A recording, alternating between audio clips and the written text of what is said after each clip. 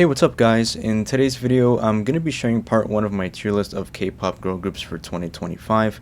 I make this video twice, one around the halfway point and another one when the year has concluded. I basically just want to go through a rundown of how each girl group is doing so far. Here's my criteria on what I will base my judgment on. So there's accomplishments, chart numbers, expectations, and so forth. Now, let's take a look at all the groups that I'm going to be covering today, some of which are new to me, but most of them I've been following for a while now. That being said, we got a lot to get through, so let's get started. Alright, for our first group we have Kiki. I think this year they're one of the leading rookie groups of the 5th generation. I still think Hearts to Hearts is at the very front, but Kiki is doing quite well for their debut year. Now, they've had 2 releases so far, both their debut single I Do Me and their mini album Uncut Gem, which I think were both pretty damn good. Now, I know they're not everyone's cup of tea, but I personally really like their music, and I do appreciate how they're trying to be different from the rest with their quirky kind of style. Now, how did they perform on the charts? Quite well, actually, with a peak of being number 8 in Melon's Hot 100 and number 5 in their Top 100. Not only that, but they have even sold over 100,000 copies domestically within the first week, so I do think Kiki does have a growing fan base, and there is clearly a demand for their music. As for their live performances, there hasn't really been anything like a tour just yet, but they've made a few appearances here and there, such as at KCON Japan and of course a couple of music shows. And I think their live performances are quite entertaining to watch, but still, I don't think they've been as active as most rookie groups out there. Like, I would imagine rookie groups would try to push their activities as hard as they can for the debut year to really make a name for themselves. As for awards, they've only won a single music show award for their song I Do Me, and it was against Jennie and LE SSERAFIM, which I think was very impressive, so congrats to them. That's a very big achievement for a rookie group. And they've also won the New Artist Award at the 34th Seoul Music Awards, so for the debut year, I think they're doing pretty well. Now, what about their future potential? I think they're still in that phase where they're building up their fan base, but I think pretty soon they could be a contender within the 5th generation. They're not super popular just yet, but I think that they do have the foundation to get to that point. I mean, I already talked about their chart performances and sales, which are quite impressive for a rookie group, so with all that in mind, I'm going to place Kiki within the great tier. Now for our next group, let's talk about STAYC. This year, I was introduced to them with their single S, which has turned me into a huge fan of the group, and even claiming Shun is my bias. Anyway, I think STAYC has always been one of the most underrated groups within the 4th generation. Now, I think this year that statement still stands, as I really like their song Bebe, but it wasn't as popular as I think it should have been. The same could be said about their second release I Want It, as I thought that was a pretty good summer release. Now, what do I think about their year so far? Well, I do know they're currently on a world tour and are gearing up for North America pretty soon, so they are actively performing, which is good. Now, how successful have they been so far? Well, it doesn't really look too good if I'm being quite honest. They only managed to win 1 award at the show for their song Bebe, and that's about it. Not only that, but they only have 1 song that made it on Korean charts, which is Bebe, which had a peak of 154th in Circle Chart's global category, which, comparing it to previous years, it looks like STAYC has missed expectations. Not to mention, their physical sales were a little over 100,000 copies sold within its first few weeks, which is solid, but for a group of their stature, I kind of expected a bit more than that. I don't know, I'm still new to the group, and even though I did like their songs, I'm not too sure how their fan base feels about it, so maybe I'm missing something. Regardless, they still have a few months left to make up for it, but I think it will be a bit challenging considering that they're on tour. Now, how does this tie in with their future potential? I still think STAYC has a lot left in the tank for future comebacks, but 2025 so far looks like a miss, and personally, I would suggest that they finish the tour strong and taking the rest of the year off to prepare for 2026 with a fresh start. That being said, and as much as I hate to say this, I'm gonna have to place STAYC within the bad tier. Don't get me wrong, I still really love STAYC, but this just wasn't their year. Mainly because this year looks to be their weakest throughout their entire career. I'm sure they can bounce back even stronger next year, and I hope that they do. Now, another group that I really want to talk about is ITZY. I think for the past couple of years, ITZY has really struggled to put out anything close to what they used to have during their early days. When they first debuted, it really felt like they were the leaders of the 4th generation, and to be fair, they were for a couple of years, but now that's no longer the case. Now, am I saying they fell off? Absolutely not. I think they still have a lot left in them, and are probably one of the most active groups out there. But when it comes to their music releases, I think there's been a dip in quality. I mean, last year, I felt like there was some hope for them considering how amazing their Born to Be era was, which was also their introduction to solo songs. Algorithm was a bit under the radar, but I kinda liked it. Gold was also quite nice, but not as good as Born to Be in my opinion. As for this year, they came back with Girls Will Be Girls, but if I'm being honest, I think this was a bit of a miss for them. Now don't get me wrong, I think the title track was quite strong and their ballad Promise was very beautiful, and honestly, one of my favorite ballads of the year. But the rest of the songs felt a bit forgettable, at least for me. Now, how is this release performing so far? Well, they haven't won any music show awards for it yet, and as for the charts, the title track had a peak on 102 on Circle Chart, and that's about it. However, their sales are actually doing quite well with almost 500,000 copies sold. So in that sense, I think that they still have a really strong fan base that shows support for them, but on a larger scale, ITZY isn't really in the same league as some of the more dominant groups out there. As for activity, ITZY hasn't really been on a tour since last year. However, they have been making a lot of appearances at events like the Waterbomb Festival, Gaio Daejeon, and so forth. Now, if we want to compare all of this to ITZY's previous years, I think similar to STAYC, 2025 just isn't their year. Granted, yes, they only had one release this year, and of course, Yeji had her solo debut as well, which I guess could have caused some delays for their comeback or even future projects. I think ITZY may be preparing for a bigger release later in the year, or maybe things just slowed down since their contracts are ending soon. That being said, I'm gonna have to put ITZY within the bad tier behind STAYC. I think they're both in the same boat. Neither of them have really achieved much this year, and are really struggling to get on the charts. Not only that, but for both, this is easily their worst year by far. And I'm not taking shots at them, I love both groups a lot, but the stats don't lie. I think with ITZY, however, they're really struggling with evolving as a group. And by that I mean, their style may feel a bit outdated, and if they want to keep up with industry leaders, they will need to try something different. Born to Be is a great example. It was explosive, refreshing, and had great variety. So hopefully ITZY gets things turned around next year. Now, the next group that I'd like to talk about is Baby Monster. I think last year they had a dominating debut year, much of which really defined their placement within the fifth generation, making them one of the leading groups in the industry. Not only that, but pretty much all of their releases were top shelf quality, and their live performances were breathtaking. All of this gave me high expectations for 2025, and so far I'd say that I have mixed feelings. First of all, they are still on their first world tour, which I think is doing phenomenally well. And I'd say that across the fifth generation, Baby Monster is probably the best when it comes to onstage performances. I mean, I saw a few clips here and there, and their stage presence is truly electrifying, and that goes for each member. But I think members like Ruka, Ahyun, and Asa are eating this tour alive. They have such a powerful tone when performing and are clear standout members. I'd say that this tour has really changed my perspective on Baby Monster, as not only are they putting on a fantastic display, but they are even selling out a lot of venues, so much so that they're even adding more shows due to high demand, so in that regard, I think Baemon is killing it right now. Now let's talk music. I think because they're so focused on their tour, they're not really putting out much new content. However, we did get 2 new singles from them so far, and are slated to come out with another release this October. As for these singles, I think it was hit or miss. Ghost felt really under the radar, as they didn't have a music video for that one, and personally, it's probably my least favorite song across their whole discography.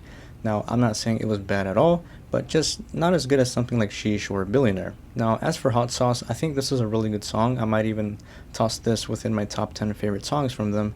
I know some fans didn't like it too much, as it had a really old school kind of style to it, but for me it felt really nostalgic, and I think Baemon did a standout job representing that era of hip-hop.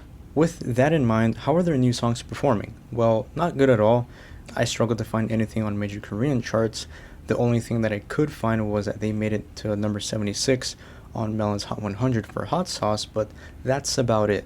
Now, I do know that they're still doing really well for their releases from last year, but remember, I'm just talking about 2025. Even for their Spotify streams, it's not looking too good, but hopefully with their next comeback, they could revive these songs. Not to mention, they haven't won any music show awards for their new songs, but they have won several other awards, mostly for their work from last year. With all that in mind, I think comparing this year to last year is a night and day difference, but still, I think their tour makes up for it. But not enough for me to put them at a high tier. Therefore, I will place them within the OK tier. Now on to the next group, LE SSERAFIM.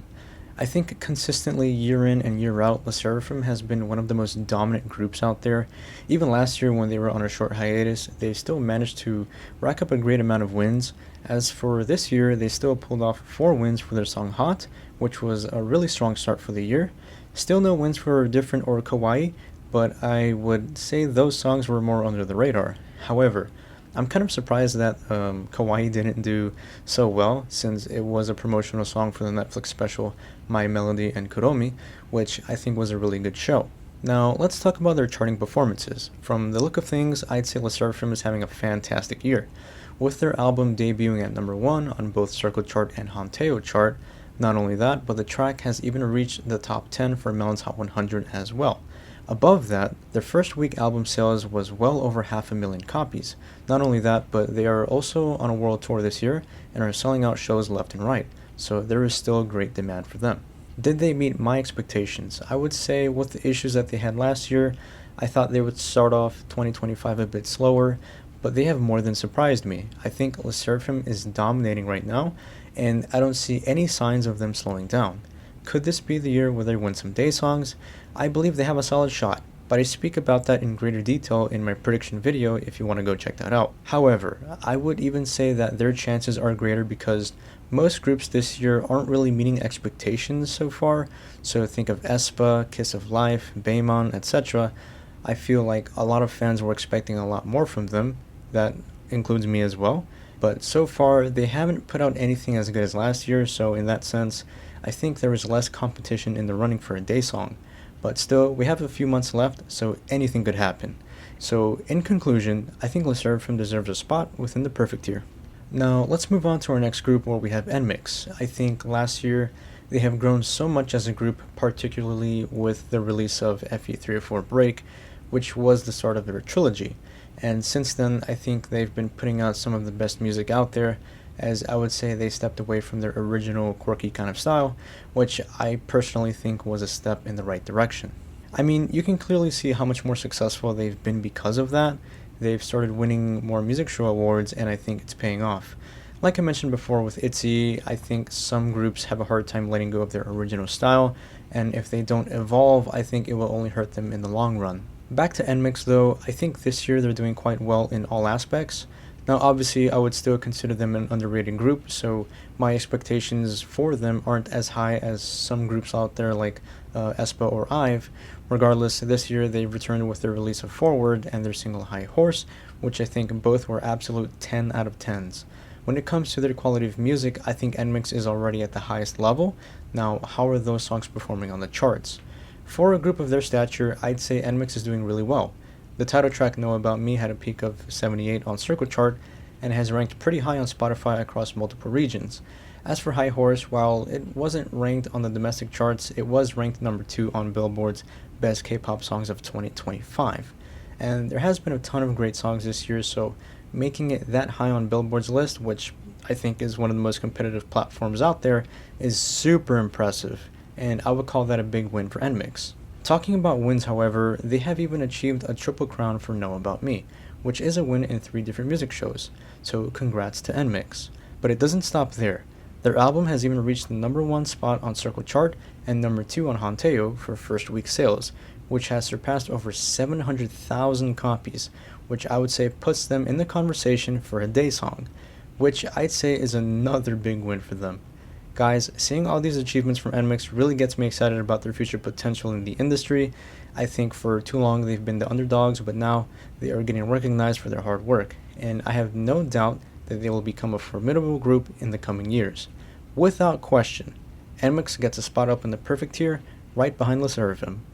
Let's move right along to the next group, and that's aespa. I think everyone can agree that aespa had a generational run last year with Supernova, Armageddon, Hot Mess, their solo songs, and of course Whiplash, all being major successes that led them walking away with multiple day songs and making them the leaders of the 4th generation for the most day songs. Now, this has led to many fans, including myself, to have very high expectations for 2025. Well, how's their year looking so far? Well, they've been really active with their Sync Parallel Line tour, which I had the privilege to attend the show, and it was my very first K-pop concert, and I loved it very much. And that tour had a staggering 43 shows across the world, which is pretty intense. That tour was almost a year long, starting from last June and concluded in March. Not only that, but they're gearing up for another tour this year, Sync Access Line, which isn't as big, but still, they're keeping busy. Now, let's talk about their music. This year, they've given us both Dirty Work and Dark Arts, which I think is safe to say have received mixed reactions. Starting with Dirty Work, I think this song was a missed opportunity for them to create another K-pop classic. I think this song was well executed in all areas except for the lyrics. I don't know if it's just me, but I think it could have been written a little bit better. There are moments where some choice of words were a bit cringy, but that's probably my only complaint about the song. Now, I don't think it's their worst song by any means, but it could have been polished a bit more. As for Dark Arts, which was a collaboration for the video game PUBG, and yes, I went out of my way to buy the Karina skin, and yes, it was not cheap. I think this song was a bit more consistent than Dirty Work and just slightly better. Regardless, I don't think any of those two songs were as good as any of their premiere songs from last year in terms of quality. But how are these songs performing? Well, Dirty Work is actually doing really good with 4 music show wins. Nothing like Supernova's astronomical 8 wins, but still doing good nonetheless. And as for the charts, it has reached a peak of number 1 on Circle Chart, number 2 on Billboard's Global Chart, and a peak of number 5 on Melon Music. Not to mention they've had over 1 million pre-orders for this release, which is outstanding. Now, as for Dark Arts, it's also doing quite well with a peak position at number 2 on Circle Chart and number 12 on iTunes. Now, while there wasn't a physical sale for this song, I think just by playing PUBG myself, I've seen a ton of players in aespa skins running around, so I guess it was a success, but I couldn't find how much this event made in terms of revenue, so there's no official way of knowing so far. That said, what are my final thoughts about them? I think aespa is really working overtime. Since last year they haven't really caught a break, and after having such a great run, I personally think that they should take some time off to rejuvenate. Like, there are people too, they need to take a couple months off to go on a vacation or something. With this year's releases, even though it's successful, I think most of that success is coming from the hype of last year. Since Whiplash, I feel like there's been this explosive support for aespa, and that momentum sort of trickled into this year's releases, which is fine, but I think if we're talking about quality of work, it does feel a bit rushed in my opinion. As for moving forward, I think aespa is still one of the leaders in the industry and has already marked themselves as an iconic 4th generation group. They do have another release coming up, and I'm sure they'll be just fine. That said, I'm gonna place aespa within the perfect tier, right behind LE SSERAFIM. Alright, so now let's talk about Idol. This is their first time rebranding to a new name and parting ways with their old name (G)I-DLE, which is also their latest comeback since their contract renewal, so I guess this is a fresh start for them in some ways. Last year they had a pretty good run with Super Lady, Fate, and Klaxon, earning them a handful of music show wins and a couple of day songs. 2025 on the other hand seems like the opposite of that. They've only had one release, which I personally wasn't a huge fan of, but it wasn't necessarily bad, just not as good as anything from last year in my opinion. Regardless, this release still managed to pull over 1 million copies sold within its first week, which is great, and had a peak of number 8 on iTunes, 48 on Circle Chart, and 68 on Melon's Hot 100. Now, even though it's doing pretty decent on the charts, they haven't won any awards for this release. Not only that, they're not even on tour, so I guess this is a slow year for them. Now, they have had a few appearances here and there, but not enough for me to really call it an active year for them. Even so, I think Idol is focusing on their next release with their first Japanese mini-album slated for October, which I look forward to. Beyond that, however, I'm sure Idol will have continued success. I mean, look at their track record. They're one of the most successful groups within the 4th generation and probably in the industry. So I think they will return stronger, but this comeback was just a bump in the road. That said, I'll put them in the solid tier. While they haven't had wins and aren't super active, they still managed to make it on the charts and sell over 1 million copies. Now, as for the next group, we have Meow. I think out of the majority of the rookie groups out there, Meow is the most promising. Last year they came out swinging with their debut song Meow, which is personally one of my favorite 5th generation debuts. Now, even though it didn't get any wins, I still think it was a successful debut, as that song really put them on the map as a rising group. That song in particular peaked at number 30 on Circle Chart, number 10 on Billboard, and is doing quite well on Spotify with over 80 million streams. They also came out with Toxic, which I feel like was a bit more under the radar, which peaked at number 190 on Circle Chart, and again, no wins there. As for 2025, however, they return with their strong single Hands Up, which I would say is a highlight of the year, and has even earned them 2 music show wins, so it looks like they're heading in the right direction. Not only that, but this song has ranked pretty damn high in multiple charts both domestically and around the world.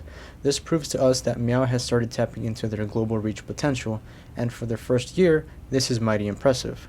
Above that, they've sold about 250,000 copies for their mini album My Eyes Open Wide, accompanied by Drop Top peaking at number 95 on Circle Chart. That being said, they're not a super active group, they haven't had a tour yet and have only made a few appearances here and there, but regardless, I think they've had an incredible first year as a rookie group, and I feel like they will no doubt become a leading 5th generation group in the coming years. Therefore, I will place Meow within the great tier ahead of Kiki. I think they're doing really well, but I would just like to see them go on a tour. Now, it doesn't have to be a world tour, but a mini tour within Southeast Asia would be a good start for them. Now let's move over to the next group, Triple S. This is a group that I've been following since last year, and they're super underrated within the 5th generation. Last year they came out with their album Assemble 24, which I feel like attracted a lot more fans, and since then they've been putting out some really good music.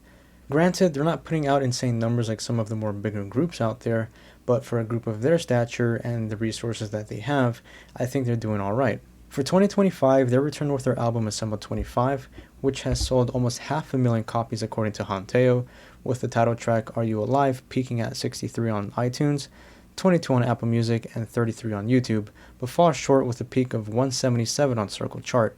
So I feel like most of their fans are international, as they didn't rank in most Korean charts. However, they did win 2 music show awards this year, so at least they're making progress. Now, they have been on a global tour earlier this year, and have made an appearance in the same city and the same week I went out to go see aespa, but I couldn't make it unfortunately. I would have loved to have seen them. Anyway, on top of their tour, they've also made a few appearances at events like KCON Japan and have upcoming subunit activity as well.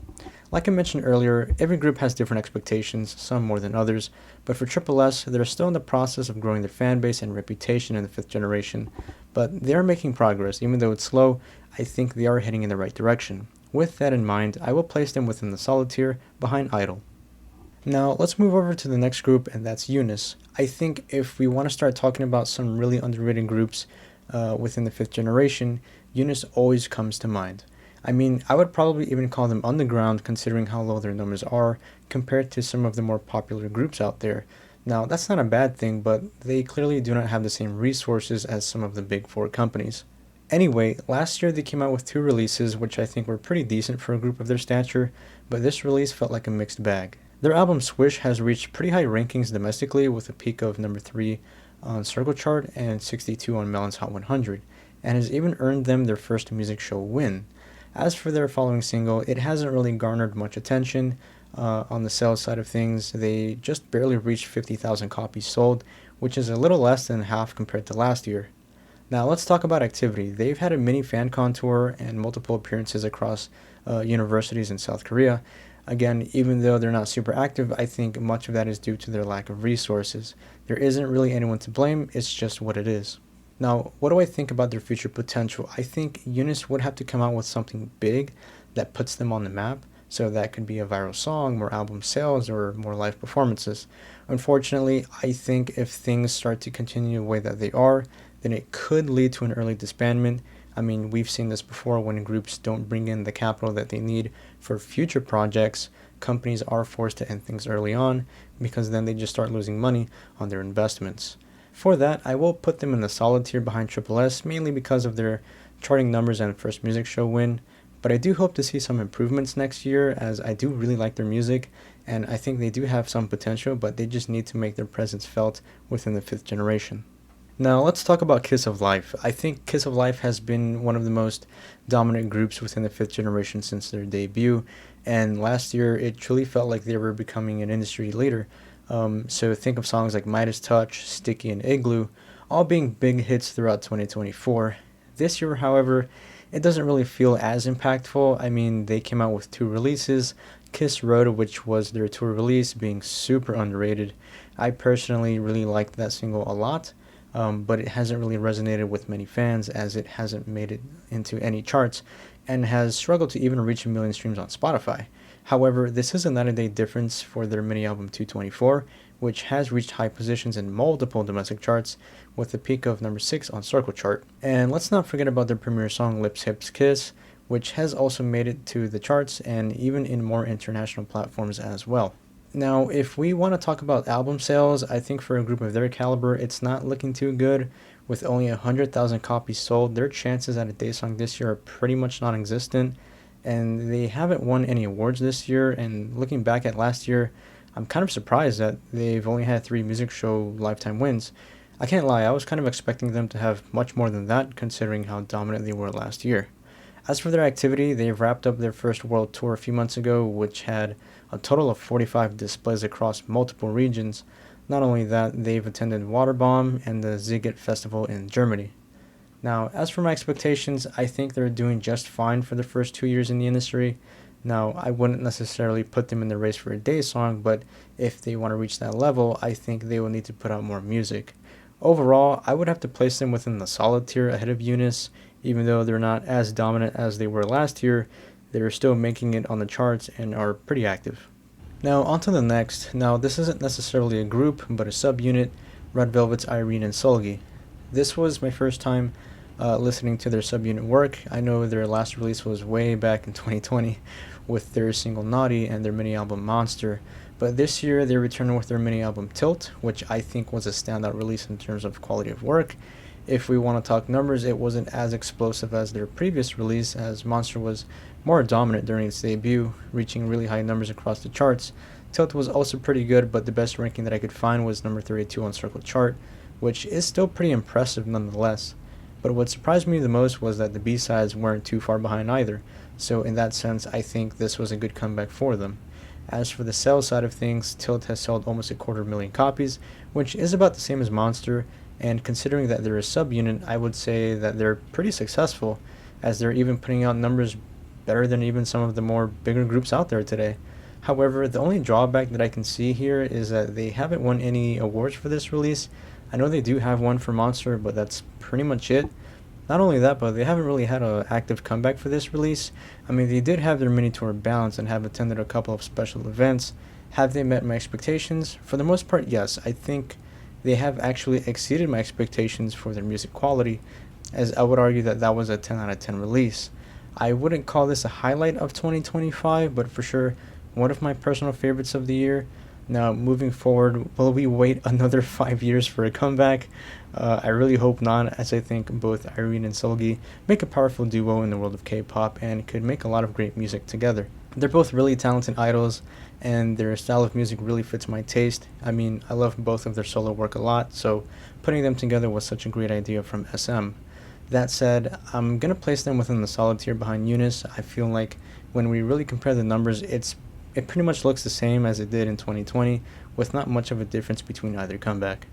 Now, let's talk about another underrated group, Young Posse. I discovered this group earlier this year with the release Cold, and I think it was pretty good for the most part, but the execution of that release was kind of weird, and I talked more about that in my previous video if you want to go check that out. But besides that, I think they're one of the best groups out there to represent the hip-hop style, which I think we've seen more prevalent in the 5th generation. Last year was a pretty solid run for them. I mean, they've been nominated for some big-time awards and have even won a few accolades. Now, they haven't won any music show awards, and the same can be said for this year. Again, they're super underrated, and they're practically underground at this point. In terms of activity this year, there hasn't really been much. I mean, they did have a Texas exclusive tour, which I think was a bit odd, like why specifically one state? But anyway, they do have another comeback scheduled soon, so let's see how that turns out. As for their charting performance, their song Cold had an impressive debut with a peak of number 8 on Circle Chart and has pulled over 1 million streams on Spotify, but have only sold a little over 20,000 physical copies, so this kind of tells me that they do have their own fan base, which is great. However, they do have a ways to go to reach the standards of the more popular groups out there. But again, I think it will be more difficult for them considering that they don't really have those kind of resources. Regardless, I do think Young Posse is heading in the right direction.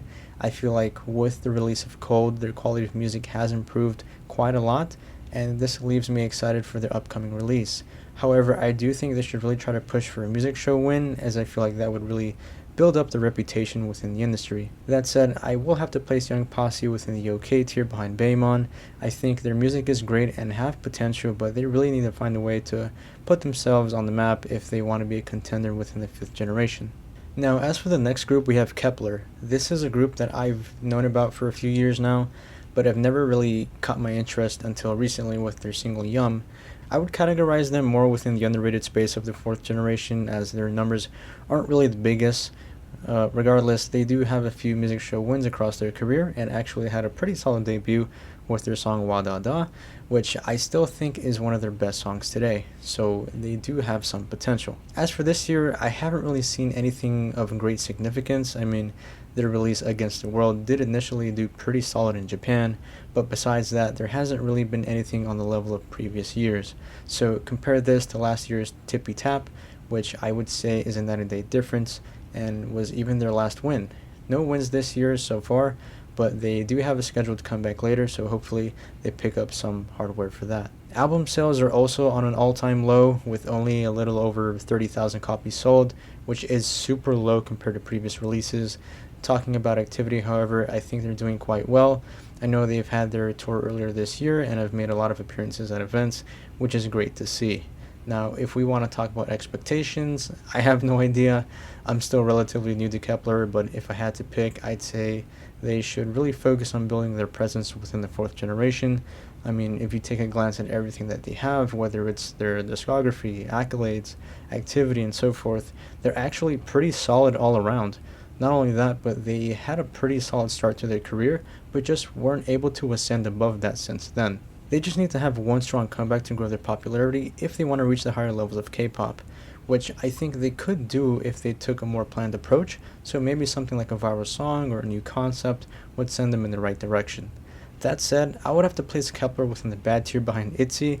I mean, I would argue that this is their worst year so far, but again, let's hope their next comeback has a better outcome.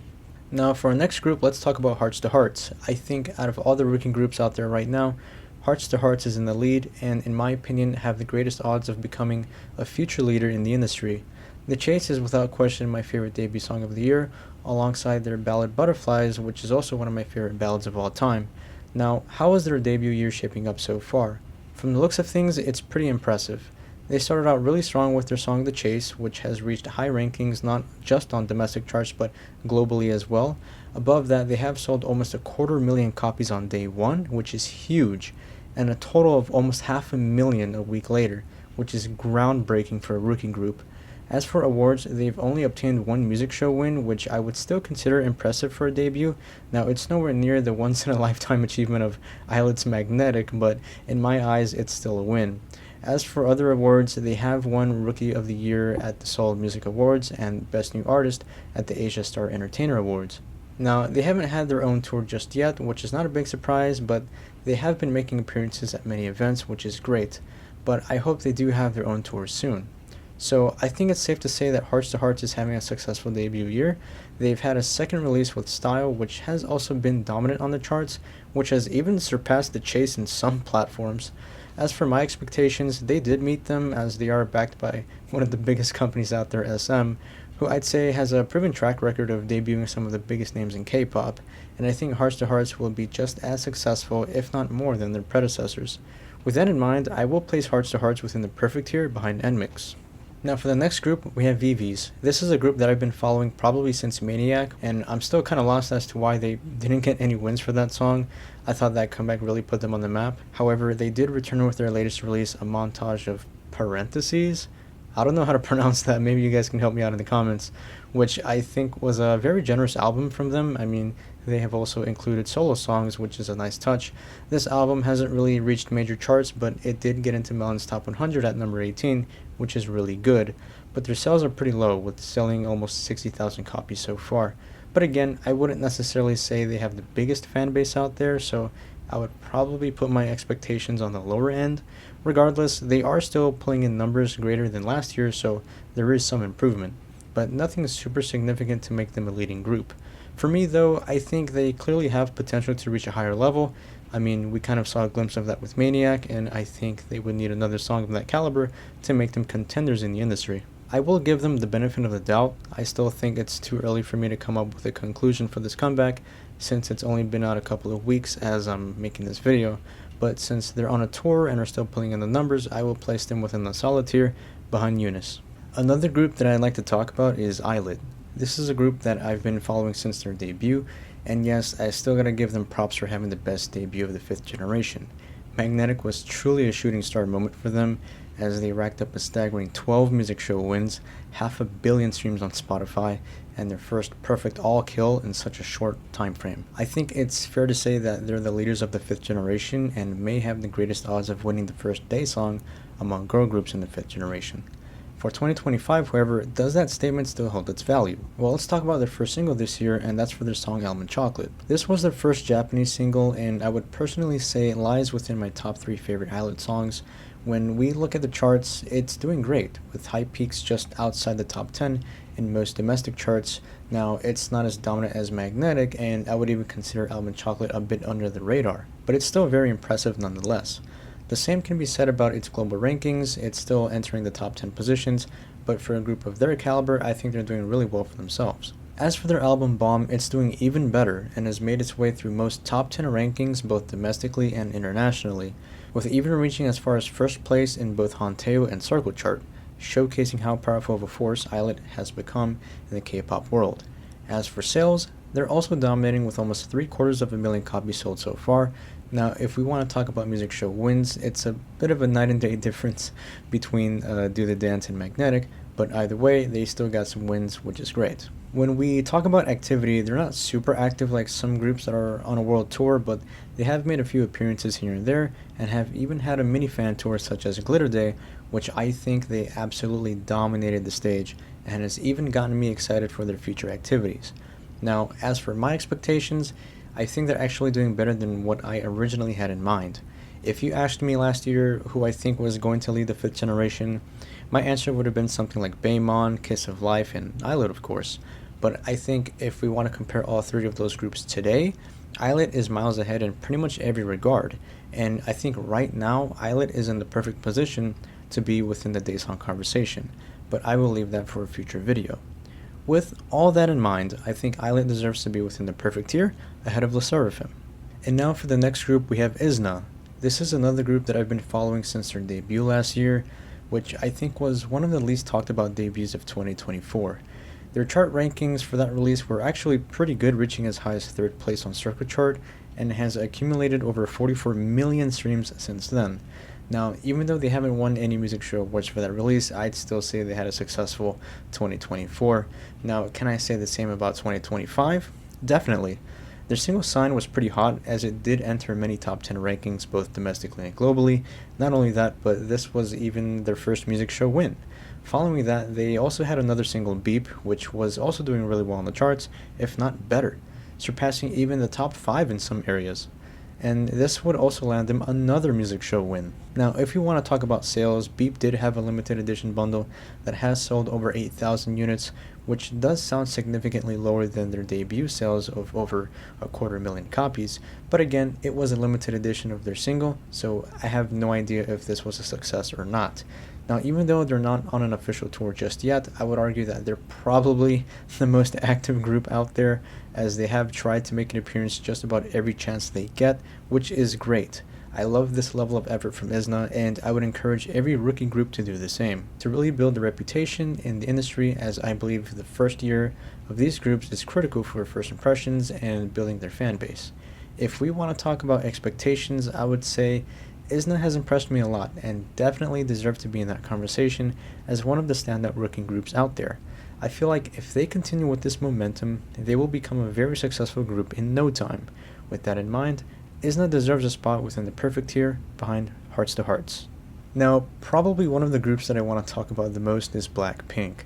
They've been on a hiatus for a little over 2 years now, as they've been focusing really hard on their solo activities, but now they're back, and it really feels like I've waited forever for their return. But the question is, was it worth the wait? Well, they've just finished wrapping up their Deadline World Tour, which has sold out completely, and I've seen a few clips of their performances, and to be quite honest, it just feels like a reunion tour or like an extension of their Born Pink tour. I mean, the only thing new that we've seen was the addition of their solo performances and their single Jump, which brings up my next point. I think after waiting for so long, for them to only return with a single was a bit of a letdown.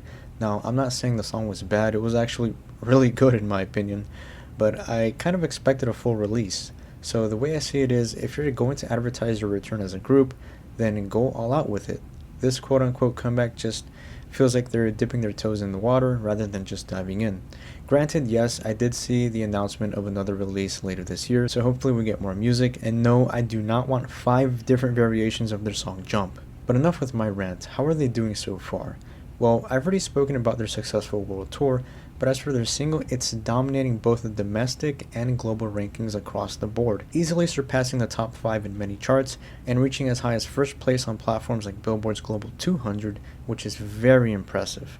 Not only that, but they've managed to pull a staggering 9 music show wins with this song, which makes this one of their most successful hits within their career, and would only need a few more to surpass their all-time best song, How You Like That, which has an astronomical 13 wins. With all that in mind, even though I was expecting more music, you gotta give them credit.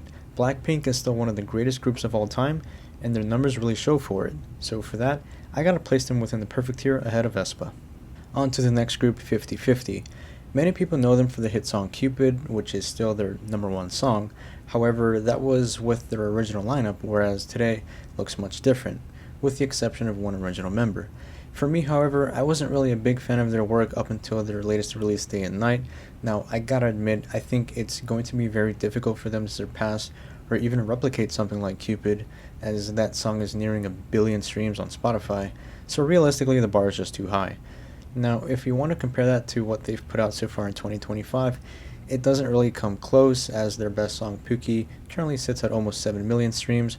However, their chart rankings do show some potential, with them reaching as high as 3rd place on Circle Chart, 16 on Melon's Hot 100, and 73 on Spotify's Global. As for their single Perfect Crime, it also made it on the charts, but only domestically. As for the sales side of things, they did manage to get over 100,000 copies sold within a week, so they do have a strong fan base.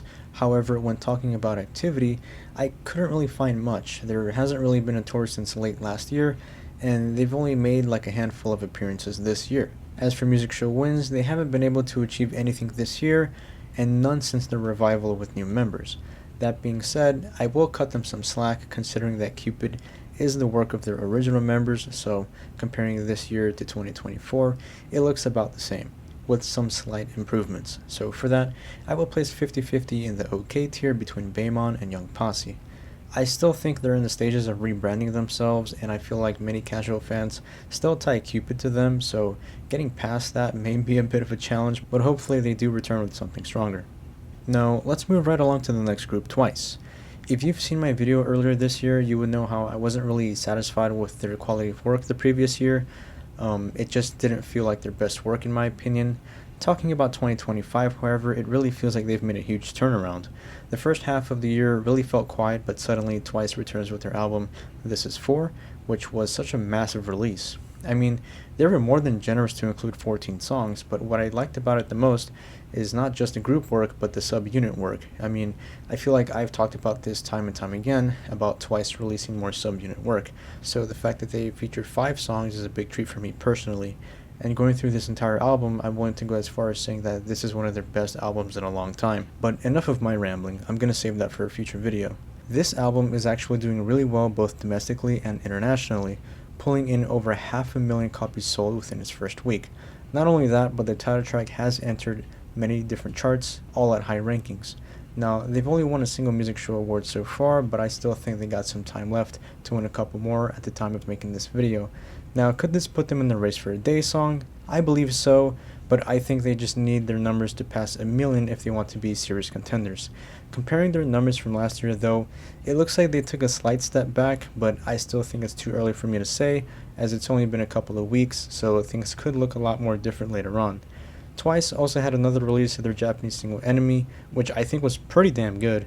I think that song reminds me a bit of Dreamcatcher with its rock music touch to it, which is pretty different for Twice. Now, while Enemy hasn't made its way on major Korean charts, it's doing pretty decent on Spotify. Obviously not as strong as the album, but it's still something. As for their live activities, they instantly jumped into another world tour and have made a special appearance at the Lollapalooza Festival, which was a huge success, and have announced the movie to hit the theaters later this year, which I will definitely attend. So with all that in mind, Twice is hitting 2025 really hard, as it is their 10th anniversary, and it amazes me how a group that's been in the industry for that long is still out here crushing it. What a time to be alive. Did they meet my expectations? Absolutely. But this also raises the question, how long will they continue like this? I know it's a conversation that nobody really wants to bring up because the day that Twice disbands, I think it will just leave a huge hole in the industry. But what everyone needs to remember is to not be sad that they're gone, but be happy that they were here. And they're still here and are thriving, so enjoy the moment. That being said, I gotta put Twice in the great tier ahead of Meow. Even though I'm really happy with their quality of work and activities, I think they would need more wins and more sales to reach true dominance. And finally, the last group to cover, IVE. I think it was obvious that IVE were chasing a day song last year, and while I commend their effort for output, I think it was a great example of what happens when you focus too much on quantity over quality. Not to downplay their releases, I think Heya and Supernova Love were absolute bangers, but I can't really say the same for the rest if I'm being quite honest.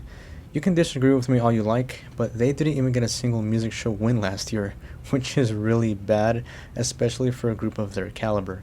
However, I think they understood their mistake and prepared for a better year. As for 2025, it looks like IVE is on top once again. IVE were one of the first girl groups to make a comeback this year and took full advantage of it, as they have quickly achieved a triple crown in February and achieving their 5th perfect all kill with their song Rebel Heart, making them surpass iconic groups such as Twice. Not only that, but alongside Attitude, they have reached the top rankings on pretty much any platform that I could find and have won a colossal 11 music show wins for Rebel Heart and an additional 4 for Attitude. And it doesn't stop there. They have even sold over 1 million copies of Empathy within its first week. This is truly a historic year for IVE, and I think it's fair to call them a legendary group, and even one of the leaders of the 4th generation. Not only that, but I think they have a strong shot at winning it all this year. Like, I'm talking about multiple day songs coming their way. As for activities, they're not on a tour, but they have made a few appearances like at Lollapalooza, KCON LA, and IVE Scout, which was their fan concert. Regardless, I think IVE has really blown away my expectations by several miles and then some. We are really witnessing IVE at their most powerful form yet, and I'm really excited about their future in the industry. Without question, IVE gets a spot up in the perfect tier at the very front. And there you guys have it, my tier list of girl groups for 2025 so far. Now, we can officially end it right here, but just for fun, I'm going to toss in one more group if you don't mind, and that's Huntrix. Before I talk about them though, I will warn you of spoilers, so if you want to go watch the movie first, I'd highly recommend doing so. Now, if you didn't know about them yet, which shocked me a bit, they're from the Netflix film K-pop Demon Hunters, which is one of their most successful projects ever. This group isn't your ordinary girl group, as they don't just sing and dance, but they also fight off demons. I'm not sure what other girl groups could do that, as that does sound pretty scary, but it's an animated film, so anything is possible. As for their music, however, I think they're killing it. I mean, just look at the charts. They're pretty much at the #1 spot everywhere I look, and has even surpassed Twice, both in the movie and in real life as well, which I thought was pretty funny. More so for the song Golden, which I think could be the song of the year. Now, could a fictional group really be a contender for a day song? Maybe.